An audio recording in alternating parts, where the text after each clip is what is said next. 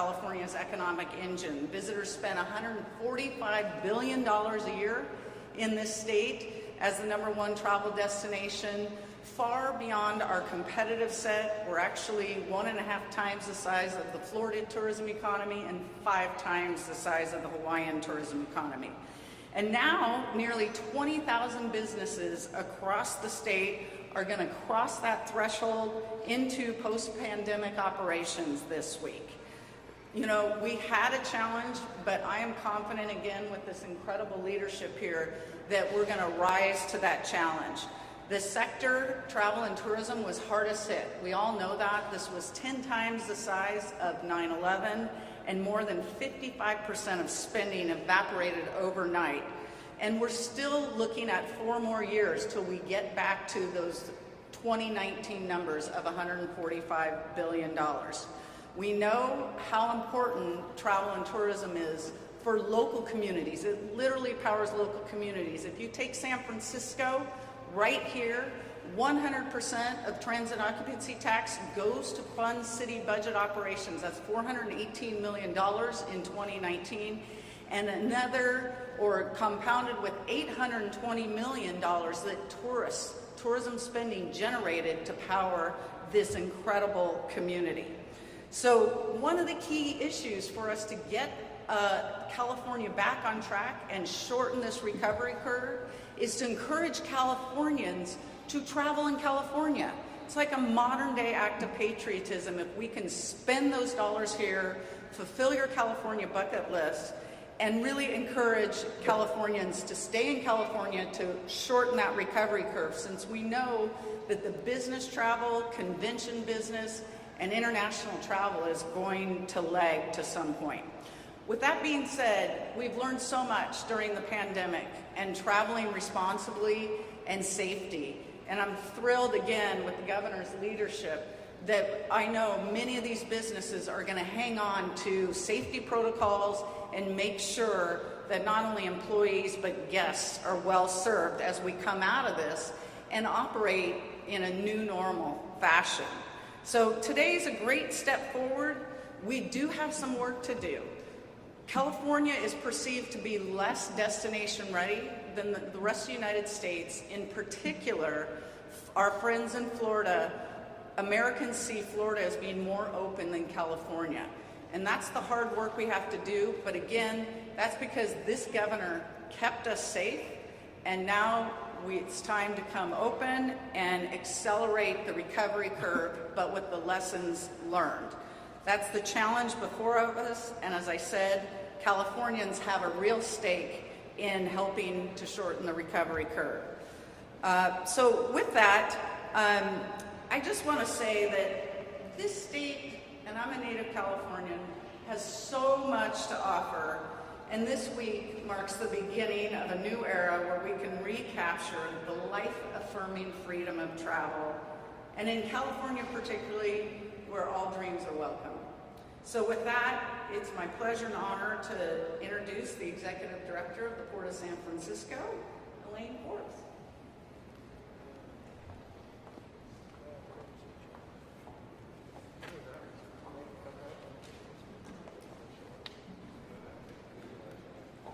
Welcome, everyone. It's so fantastic to see everyone here at the port.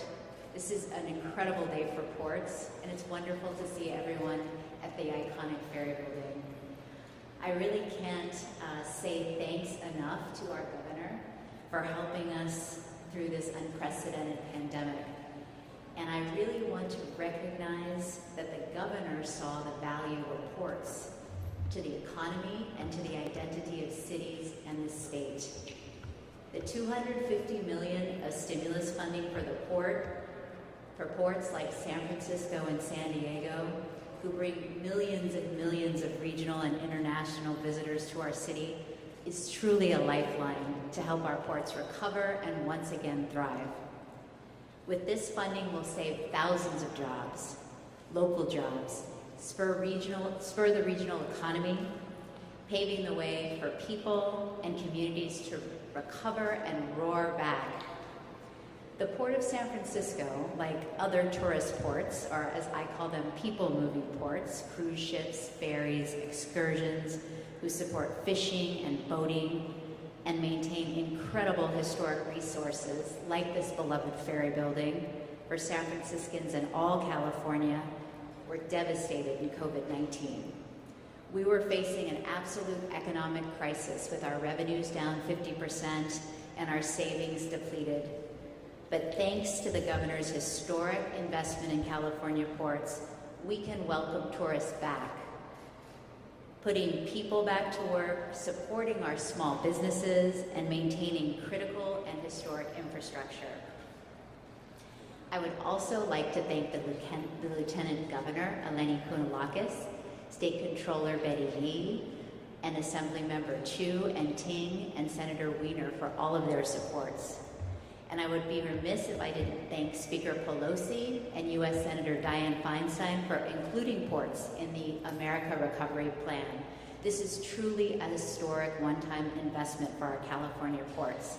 I'd like to recognize my commissioners, Commission President Kimberly Brandon and Commissioner Gail Gilman are here today, and they were unwavering in advocating for port relief. And I'd like to thank a commissioner who isn't here, Senator John Burton, who helped us quite a lot in advocacy.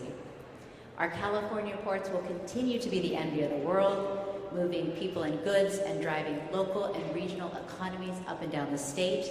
We are the Golden State, and our beautiful ports will continue to spur economic recovery, offer people unparalleled experiences and access to our water. This is a most excellent day for California ports, and I thank you all for coming. I'd like to introduce someone who needs no introduction, but has been a great advocate for our port for decades and helped us with this recovery funding, Assemblymember David Chu.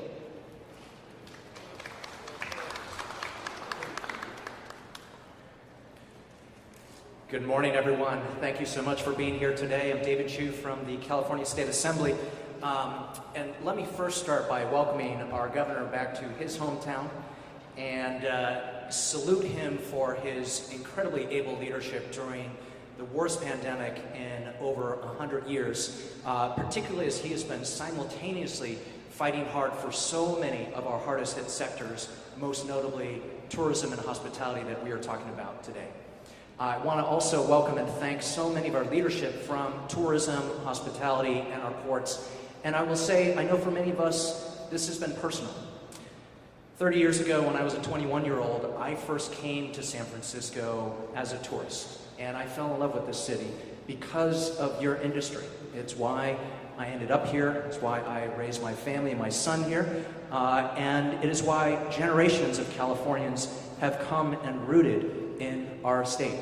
And we know before the pandemic, just in the city of San Francisco, 25 million visitors a year, $10 billion of revenue, absolutely decimated, cut by half. And this is why, as a member of the Assembly Committee that has jurisdiction over tourism, I was a co-author of the Tourism Recovery Act, which proposed to invest in tourist marketing dollars. We proposed $45 million, and the governor doubled down on that. He doubled down on that. We are going to move forward an investment that made an incredible difference after 9/11. I think Carolyn referred to the fact that after 9/11, we obviously saw a huge hit to our tourism industry, but the hit that we have taken this past year has been over 10 times that. And the investment that we made in tourism marketing after 9/11 ensured that we were one of 3 states to really gain some market share. And so this is so incredibly important. I also want to take a moment and really thank our hospitality and hotels during this time period, particularly our hotels that opened up their doors to house our first responders, our homeless neighbors. I'm sure this is the case for my Senate Housing Chair colleague, but the two of us who spearhead housing issues, the leadership that our state moved forward, again under the aegis of Governor Newsom around Project Home Key and Room Key, really moved us forward. And now it's our turn to make sure that our hotels come roaring back. Our port director talked about the ports, and she's talked about the importance of the ports in ensuring the lifeblood of our economy.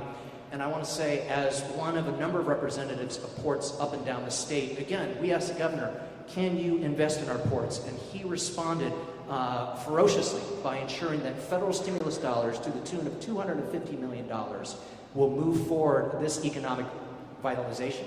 And I just want to mention two aspects of that I'm excited about. We're hoping in the coming years that we're going to massively expand water transit and ferry capacity so that we can bring not just tourists and commuters over the bay. And I'm also excited that in this budget, we're investing in a new industry in California, an offshore wind industry, which will again continue to revitalize our port. Let me just end by saying that we have a lot of work to do, but I can tell you as a representative of San Francisco that our hotels and our bars and our restaurants and our clubs and our tourist attractions and our convention centers are ready for business. San Francisco's ready, California's ready, and we're looking forward to bringing the world back to see and enjoy the best that our city and our state has to offer. With that, it's my honor to bring an incredible partner of mine, my state senator, who has also been an amazing advocate for tourism in our ports, Senator Scott Miller.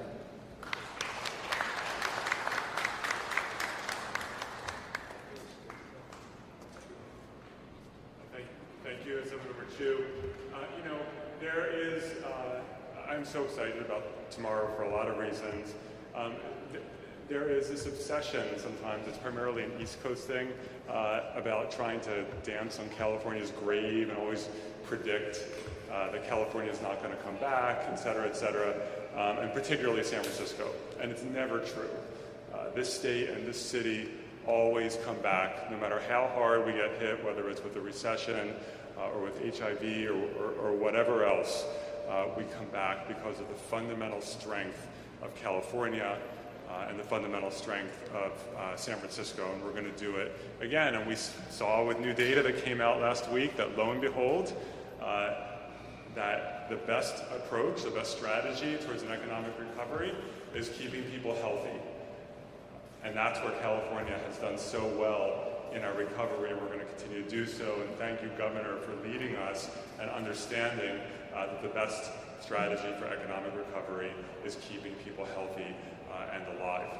I also just want to say that our small businesses, I'm in awe of the small businesses that have been hanging on by their fingernails for the last 15 months. I thought that so many more would close their doors permanently, and some have, and that's a tragedy. But so many have found a way to survive, and both our mayor and the governor and the legislature, we have all found ways to try to throw lifelines, whether it's with loans or grants, but also being creative about our small businesses, and particularly with outdoor dining, and we're working with the governor and with ABC and with the city to make sure that that can continue. That we take the good that we discovered or rediscovered during the pandemic and keep it going. This city and this state, the best times are ahead. I am very excited about what the future holds, not just for our economy, but for our entire community. And I'm really excited about tomorrow, and I think I'm probably going to come back to San Francisco from the capital to go out to some of the gay bars in the Castro just to share in the energy that's going to be there. So with that said, I want to welcome our fearless leader for the last 15 months.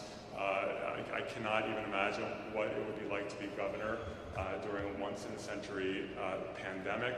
But Gavin Newsom led us through this horrific period of time with strength and grace and dignity. And Governor, we're just so lucky to have you. And with that, the Governor of California, Mr. Gavin Newsom.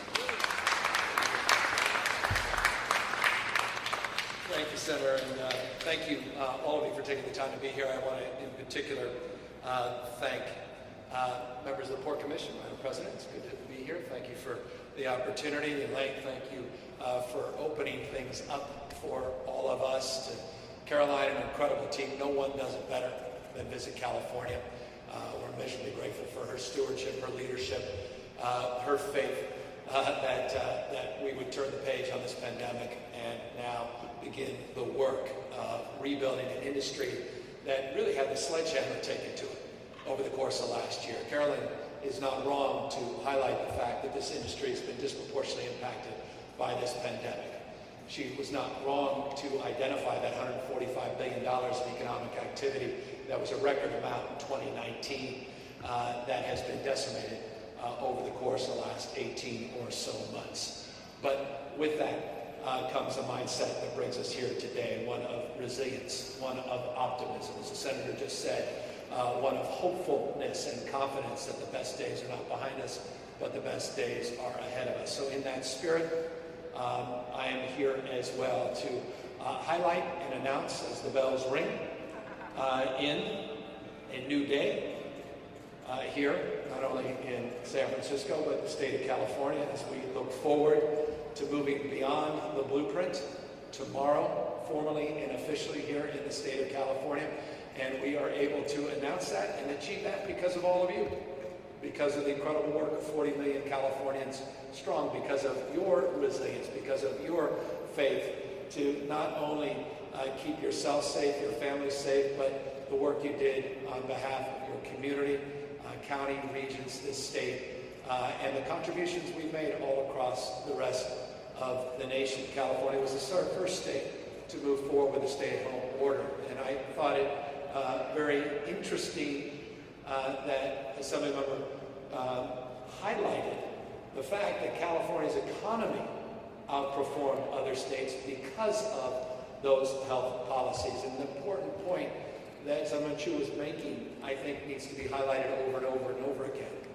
Florida actually had worse economic outcome over the course of the last year than the state of California. So did Texas. The economy in the state of California did not contract as much as those states, and we had better health outcomes. It was because of the health first focus that this state is not poised to recover. It's poised, as was noted, to come roaring back. And don't take my word for it. Just look at the data.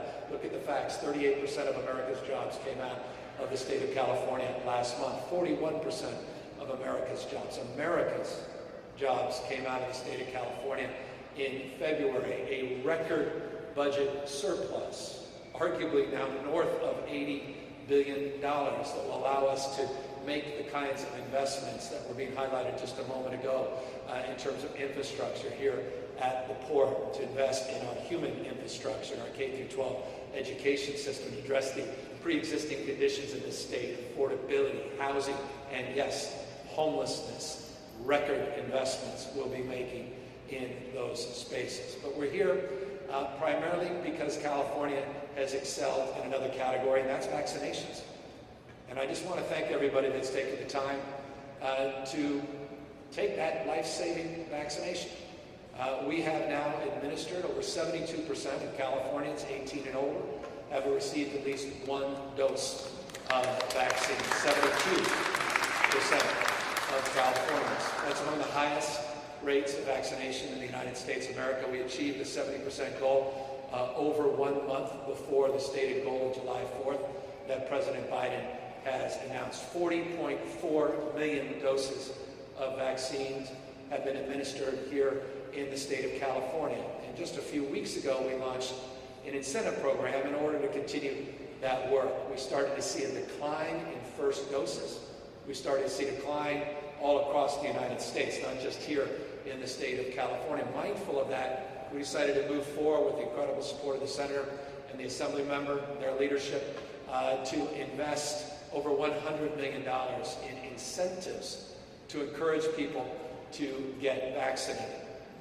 We have seen week over week, though tomorrow we're going to get the new numbers, and I think they're arguably more favorable, but week over week, 13.8%, a 14% increase in administered doses since we initiated the vaccination incentives. We have seen over a 22% increase in reported cases, and that differentiation is really just a data collection differentiation. The point being, we are confident these vaccines incentives have worked. And that's why we want to continue in that spirit. And I'll announce here in just a brief moment some of the new incentives that we will be advancing here today. But I want to highlight some of the current incentives, and I want to highlight what we're doing briefly tomorrow. Tomorrow, 10 individuals in the state of California, 22 million eligible Californians. 10 individuals will receive $1.5 million each. Those that have been vaccinated with at least one dose are eligible. You're still eligible if you get vaccinated today. We encourage folks that are on the fence. Tomorrow, you have an equal chance with those others to receive a call from the Department of Public Health and receive $1.5 million. 10 individuals tomorrow morning will have that opportunity. Just last week on Friday, we drew 15 names. 11 of them have been contacted. They've each received $50,000. We highlighted one young lady under the age of 18. Not only did she receive $50,000, but she received confidence and security that she can fulfill her dream of actually going to college. And her mind now has been stretched, and so has her family's, because she had the courage to bring her family a few months ago to get vaccinated. And for that, she was rewarded through this random draw with $50,000. 30 individuals have been pulled and are receiving $50,000 checks as part of our incentive package. In addition to all of that, you receive $50. Anybody that gets vaccinated will get a $50 gift card, not in the mail, but on your email or on a text message. And we encourage folks to at least take advantage of that. That's dollars in your pocket, no matter what. But again, with the chance to get the $1.5 million as we do the draw tomorrow. But here, just briefly, I'll close. We're highlighting the reason Caroline's here and the reason Joe D'Alessandro, the San Francisco Convention Visitors Bureau, is here is because they worked hard over the course of the last number of months to create a series of packages. We are announcing today 6 dream vacation packages to continue the incentive program beyond tomorrow. We'll be doing a drawing on July 1st for these 6 dream vacation packages, one here in San Francisco, a couple down in San Diego, one in Anaheim/Orange County. Of course, Los Angeles will also be providing one of these packages, and you can't think of California without thinking about the Ritz-Carlton down in Palm Springs. At least I'm told the Ritz-Carlton down in Palm Springs is spectacular. Now, that said, I want to thank all of our partners, not only in Visit California, but all our hospitality partners that are providing these dream vacations, and they are offsetting the cost associated with that. The state is going to provide an additional $2,000 for travel, so your travel's covered. But these are packages that include, and I don't want to hear boos, I know where I am in San Francisco, but floor seats at a Lakers game. That include, as an example, Disneyland, Legoland, SeaWorld, opportunities not just only to stay at that Ritz-Carlton down in Palm Springs, but opportunity to stay at hotels up here, Symphony down south, a series of spectacular items and packages and experiences, including culinary experiences that really highlight the best of California. Because with all due respect, eat your heart out the rest of the United States. There's no state in America that has more in terms of experiences, more in terms of its culinary options than the great state of California. And so we're really proud of the resources we have, human resources, the physical attributes, not least of which the Golden Gate Bridge that was behind me a moment ago. We want to highlight all of that and remind people of the opportunity with California reopening tomorrow. No more physical distancing requirements, no more caps on occupancy, moving beyond the blueprint, aligning with the CDC on masks mandates. That all goes into effect midnight tonight in the state of California. So with that, we are happy to answer any questions, and as I said, I want to just thank all Californians out there. It's been a tough and challenging year. Fear, anxiety that all of you have worked through is not lost on any of us, and we recognize as Carolyn said, our responsibility, not just to be here today and tomorrow, but as we fully recover as a state, mindful about the disparities that persist in the state, mindful of our responsibility to support our small businesses and get our hospitality and tourism industry back on its feet. Happy to answer questions. Governor, I'm Cornell from ABC 7 News. Just a quick question about masking. After tomorrow, we got some clarification from Cal OSHA on Friday, but still some lingering questions about the workplace and what will happen between tomorrow and the end of the month when Cal OSHA is supposed to adopt these new rules. Should people still continue to wear masks at work? Look, if they adopt the guidelines they published Friday, the answer is no, and we'll codify that with an executive order to make that clear on the 17th. So that should clear up any ambiguity. If they take the action that was highlighted on Friday, the published action, then we'll move forward as it relates to the ALJ process and that rulemaking gap between any action on the 17th and the 28th with an executive order that clarifies that and will be consistent with the CDC guidelines. Good morning, Governor. Greg Thomas with the San Francisco Chronicle. With everybody traveling around maskless, is the state getting any closer to developing the framework for some kind of a vaccination verification system, similar to what they have in New York, for example? We'll be doing something that provides you the opportunity, we'll announce this later this week, to have an electronic version of your paper version of vaccination. It's not a passport, it's not a requirement, it's just the ability now to have an electronic version of that paper version. And so you'll hear more about that in the next couple of days. Hey, Governor, Scott Schaefer from KQED. Question about people who are not vaccinated. Will they be expected to voluntarily disclose that they, in fact, have not been vaccinated? Will there be a burden on businesses to verify that? And can we trust people who are not vaccinated to tell the truth? It's a self-attestation. As it relates to all self-attestations, you gotta believe people's veracity. But that's, at the end of the day, that will be the process we hope is adopted formally on the 17th by OSHA. OSHA will discuss that in open session on the 17th in more specificity and more detail. But that self-attestation is what was advertised, at least made public as it relates to the rulemaking on Friday. Look, I want to encourage people, and I think this question highlights the importance of the ongoing work. We're not done.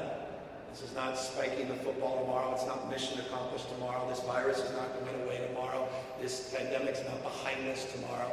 We're very mindful that already in 2021, globally, more people have lost their lives to COVID than the entire year, 2020.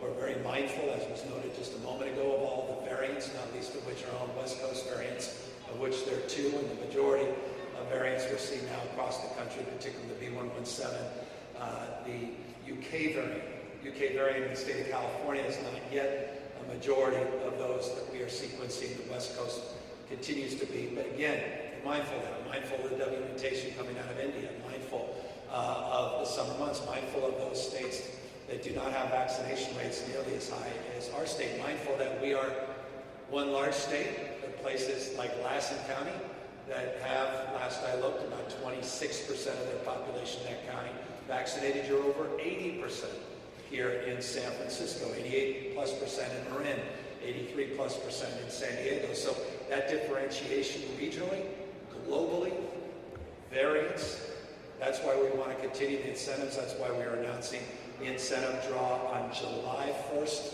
here for these vacations. We said that those $50 cards would continue as supplies last, 2 million cards in total. We're pleased that Taco Bell, Chipotle have also done incentives starting tomorrow. Those very addictive Dorito tacos, for example, you can get one free if you're vaccinated starting tomorrow. Maybe that's the incentive you need. Others, like the Warriors and the Clippers, are doing discounts at the Chase Center starting tomorrow through the 25th. You get 20% off of all Warriors merchandise. So we're aligning with the CDC. We have some workplace issues as it relates to self-attestation. We have to work through people. We hope will be honest about that.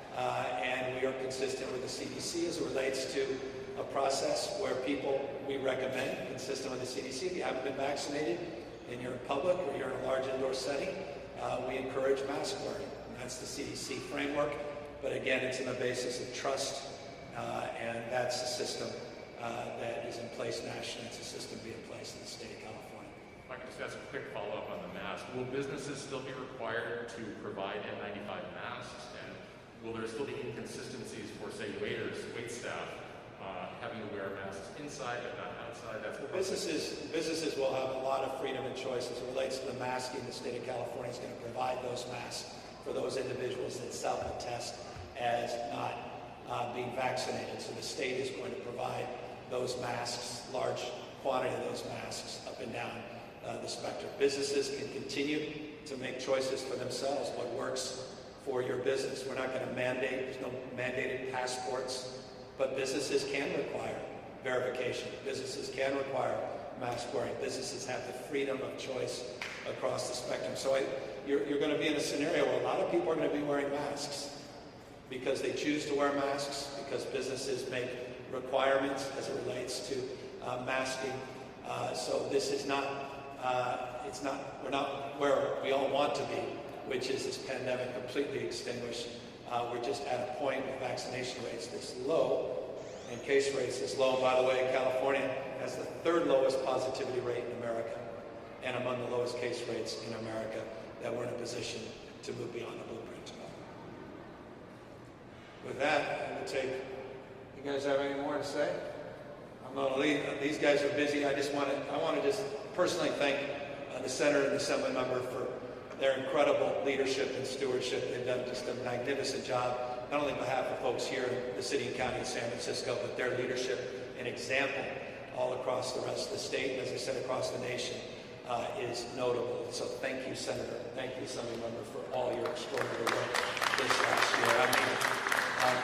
And to Carolyn, again, no one does it better than Visit California. And if you don't believe me, go online, take a look at all these ads. We're really proud, and I appreciate the Assembly member highlighting the $95 million we're investing in this new ad campaign. It makes you feel good, because you're just reminded how spectacular a state this is and what it's all about. It's about families, it's about dreams, it's about magical moments, and it's about experiences. And that's what they sell, and that's what the hospitality industry does every single day. And to Elaine and the team here at the Port, it is good to be here.